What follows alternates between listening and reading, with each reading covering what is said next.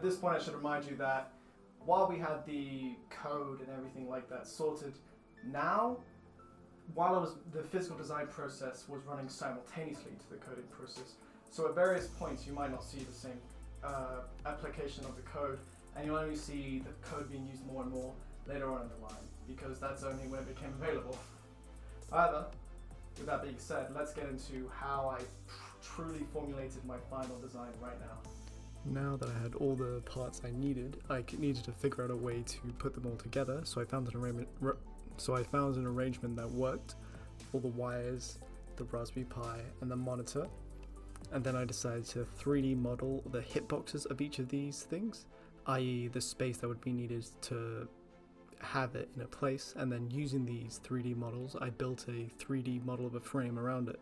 I then printed this frame off using 3D metal filament, of course, and used it as my test product for the space.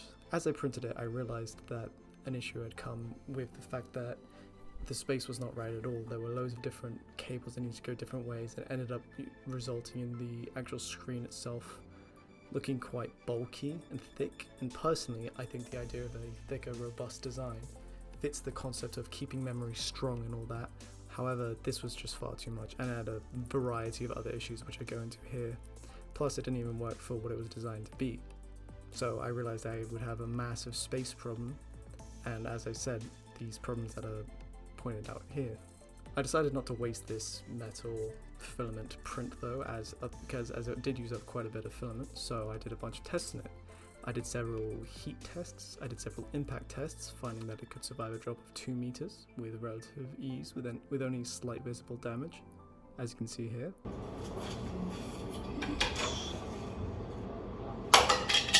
What? Why did you drop it? I'm testing it. I'm sure it will be fine. Incredibly wise words, Harry of the past. I did some weight and center of mass tests to check if it slipped, and found a lot of useful information. Now, finally, I needed to do some aesthetic tests, so I decided to use a combination of 30 grit, 60 grit, and 120 grit sandpaper, alongside various polishes and 1000 grit wet and dry sandpaper to find the best combination that would give the smoothest, most shiny appeal. And I found that this would be accomplished using 120 grit sandpaper to get rid of any marks or anything like that, shining it down and keeping it super smooth with the wet and dry sandpaper, and finally adding a polish to make it shine.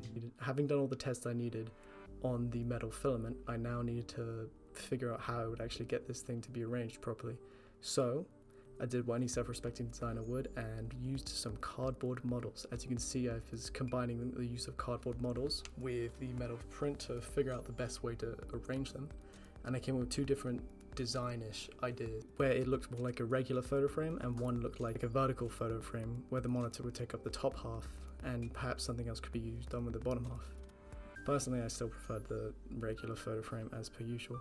However, I kept running across an issue with the arrangements, as I had bought myself a new 8 to micro HDMI ribbon cable, and I'd also got myself a new micro USB cable to test some variety, and I realized that the big issue was that there was always this 1 or 2 cables that resulted in a huge more amount of width, height, or depth to be added just to solve that one part of the cable.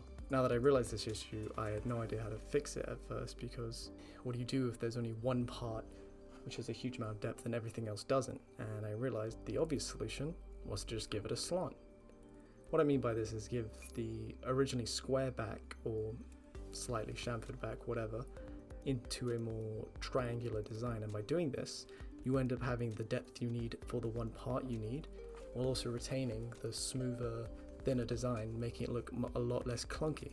This idea, with combination of the new wires, led me to create a slideshow for a bunch of hitbox ideas, where I went to the 2 prime users and found which one they like out of the 10 plus ideas. Talking to both Sarah and Andrew Vivas and Paloma Lee Stevenson, I found that both of them thought that they had a variety of choices and they had a variety of reasons for which ones they liked, but there was only one they both agreed upon, and luckily for me it was my personal favorite one too, that being the side stands, as you can see here. For me, this is my favorite one because it incorporates a simple, slim yet robust design, while also incorporating the Infinity logo that has been the symbol of my website and now will be the symbol of my Syne product. I go into more detail about the Syne logo in the user page if you are interested. I decided, despite the fact that both my Chrome users and myself were agreeing upon the design, I checked the design criteria and found that the similarities in design led to me not being able to rate them, as they didn't end up becoming much different, but I did notice a slight boost with the side stands design. So I mean, at this point it's just you have to go with it, right? Okay, you know what time it is. I've got all my tests done. I've got all the research done and everything. I've got my program ready to go. I've got everything super sorted. So that means the only thing left to do is to actually make the final product. And I am not going to read it all out because it took a long time. Basically, what I did was I remade the 3D model for the Raspberry Pi and the monitor, along with all the new cables, and put them all together so that I could then create a model around that. This time I went for more rounded edges to get a more softer approach, as they felt they would fit well with the Syne logo stands, which I began calling horns because they reminded me of ram horns. And I felt that this would emphasize the secular nature of time/memory in general anyway. I also decided to add some flair to the front and back by including a small protruding Syne logo on the front and a large protruding Syne logo on the back.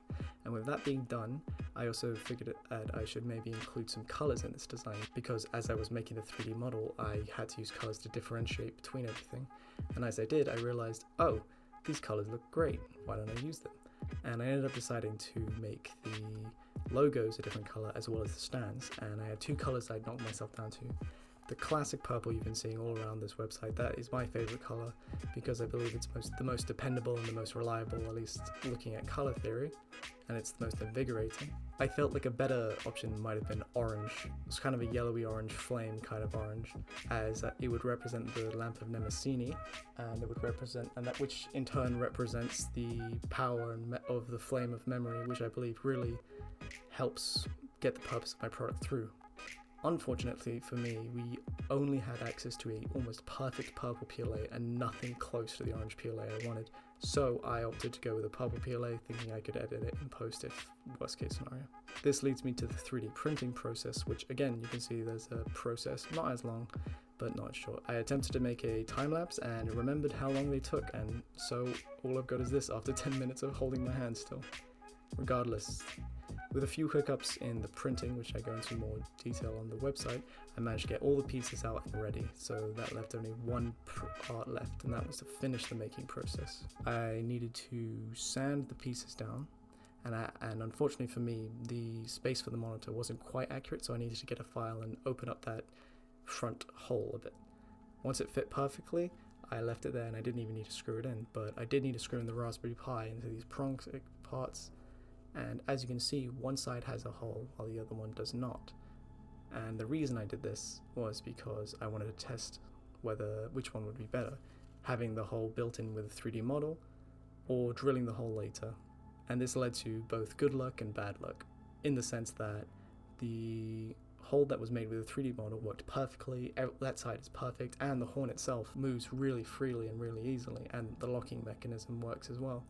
Speaking of which, I should talk about the locking mechanism. The design of the stand is to be able to be upright and also have the side stands go back about 40 degrees before locking in place. And I accomplished this by using a simple pin mechanism, as you can see thusly. Anyway, after I'd removed all the support, I found that the horn with the 3D hole was perfect, whereas the other side I was super nervous because I'd attempted to drill holes in my previous product and I'd not been able to get one which didn't split the side at all. But at the end of the day, when I finally got down to it,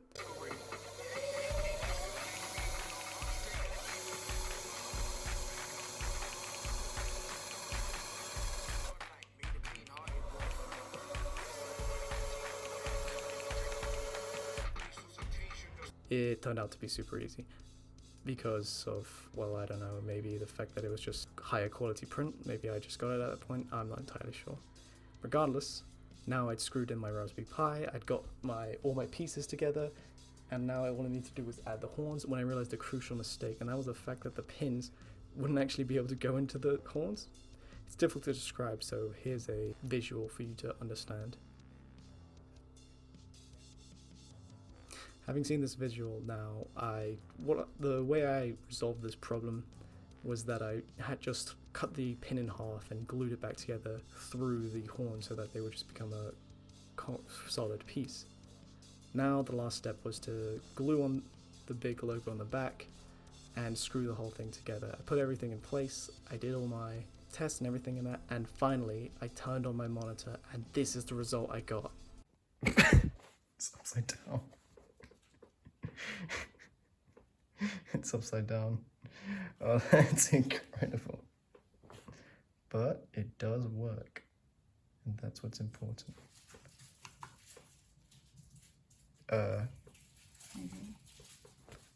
It does work, and that's what's important. Yeah, unfortunately disaster struck as I had unknowingly been using the wrong micro USB cable to power the display. What this means is that it wasn't powerful enough to get enough power to the display, so I couldn't use the display properly.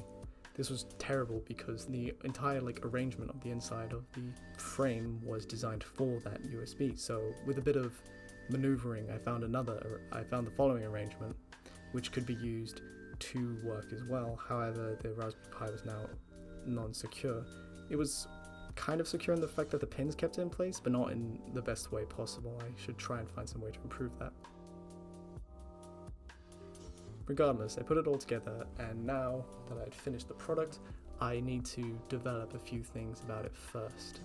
I needed to make a few quick tests, and I tested the pin and horn mechanism and found even under considerable amounts of stress, the horn designed for the hole worked perfectly.